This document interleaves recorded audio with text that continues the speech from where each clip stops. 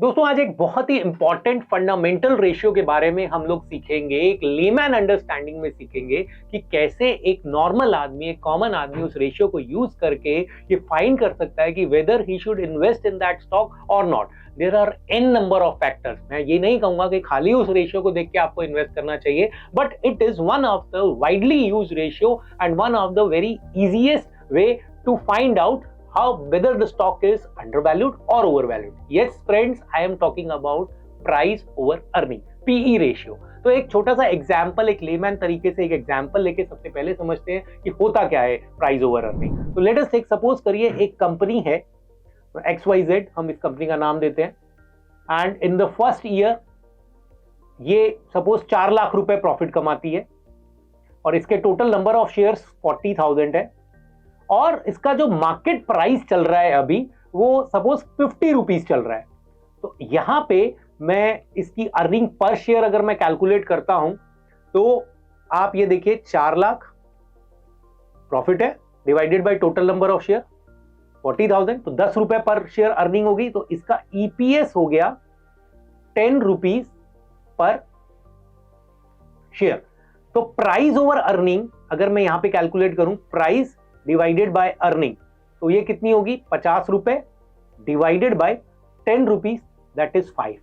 इसको हम क्या कहेंगे? इसको हम कहेंगे price is trading at a 5 times of its earning. P ratio को पढ़ा ऐसे जाता है कि price is trading at a 5 times of earning. इसका मतलब है 1 रुपए की कमाई के पीछे मार्केट में प्राइस 5 रुपए चल रहा है। People are ready to give 5 rupees for 1 rupee of earning.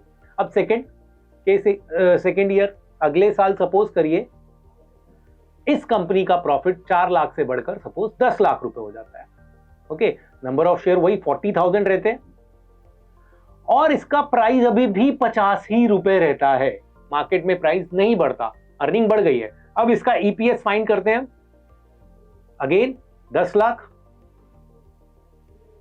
Divided by 40,000, 25 रुपए का ईपीएस आ रहा है। तो EPS is equal to 25 rupees. Okay, 25 रुपए पर शेयर का अर्निंग पर शेयर है। प्राइस ओवर अर्निंग निकालें, price is 50 rupees and earning is 25, that is 2। तो price is equal to 2 times its earning. देखिए, ये इससे हमें पता चल रहा है कि अगर पीई कम होता है इसका मतलब उसकी अर्निंग्स बढ़ रही है। यहां पे हम ये बोल सकते हैं कि the stock is becoming undervalued. अब एक और तीसरा केस, थर्ड ईयर लेते हैं। सपोज इस कंपनी की कमाई 15 लाख रुपए हो जाती है और थोड़ा सा इसका प्राइस भी बढ़ जाता है, सपोज 60 रुपीज हो जाता है प्राइस। अब देखते हैं वही 40,000, ईपीएस कितना होगा? EPS is equal to 15 lakh divided by 40,000।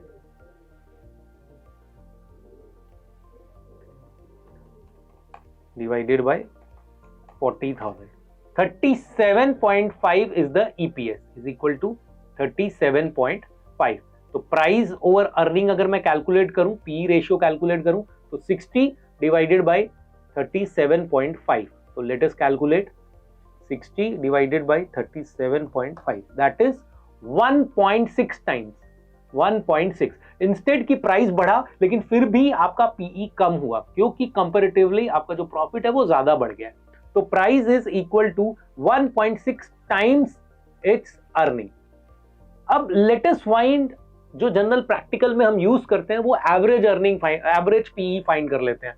तो एवरेज पीई अगर मैं देखूं तो what is the average PE? पहला साल PE was 5, next year PE was 2 और उससे थर्ड ईयर में 1.6।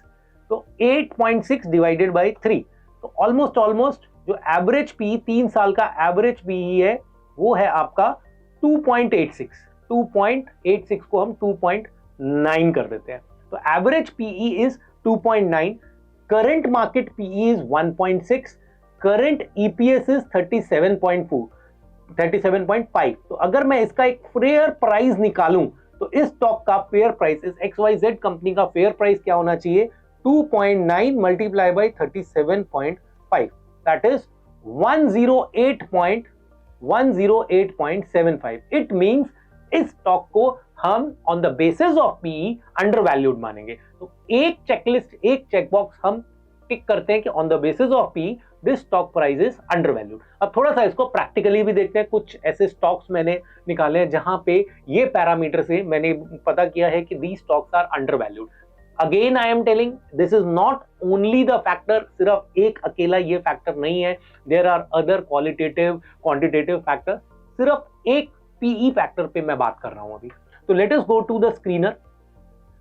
स्क्रीनर पे हम जाते हैं और स्क्रीनर पे मैंने एक कंपनी निकाली हुई है, दैट इज हिंदुस्तान यूनिलीवर। तो हिंदुस्तान यूनिलीवर में अगर मैं थोड़ा सा नीचे जाता हूं, यहां पे there is a chart, PE ratio का चार्ट मैंने ओपन किया।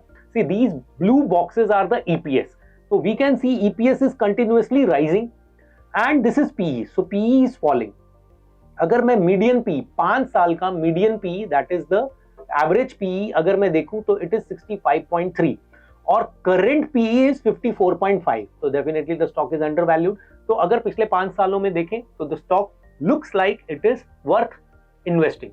तो let us see कि इसका fair price क्या होना चाहिए। तो अगर मैं 5 साल का 65.3 और करंट ईपीएस को देखूं तो दैट इज 43.89, तो मल्टीप्लाई बाय 43.89, 2866 रुपए का इसका करंट एक फेयर प्राइस आता है and it is trading at 2391।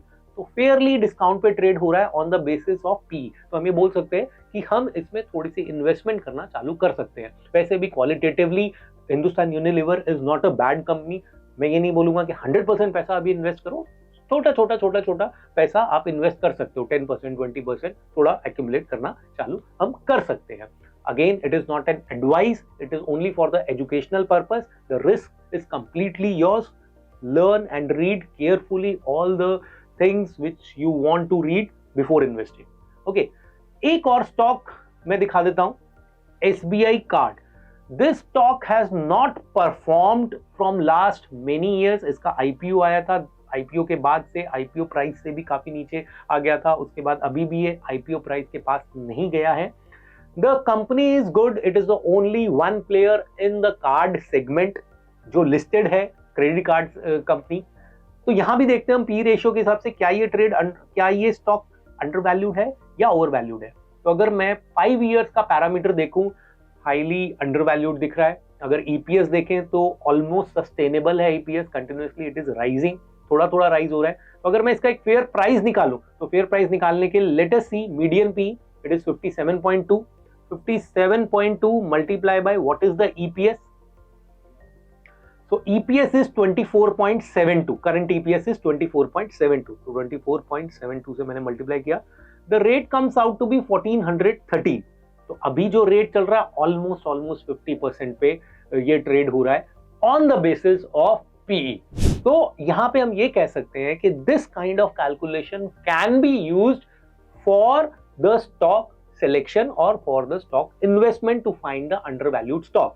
दोस्तों अगेन खाली एक ये पैरामीटर नहीं है, आपको इसके और भी क्वालिटेटिव फैक्टर्स देखना चाहिए क्यों ये स्टॉक इतना गिरा है, what is the reason behind. क्योंकि कई बार क्या होता है, कुछ रेगुलेटरी रीजंस हो सकते हैं, कई बार कुछ मैनेजमेंट रीजंस हो सकते हैं जिसकी वजह से पीई बहुत नीचे आ जाता है। Then you should definitely look on that thing, आप इग्नोर मत करिए। तो यहाँ पे इस वीडियो में मैंने आपको एक पैरामीटर, एक कैलकुलेशन बताई है हाउ टू यूज पी। तो आई होप आपको इसके बेसिक समझ में आए होंगे। अगर कुछ भी डाउट होता है तो प्लीज कमेंट सेक्शन में आज आप अपना डाउट जरूर लिखें। Thank you, have a nice day.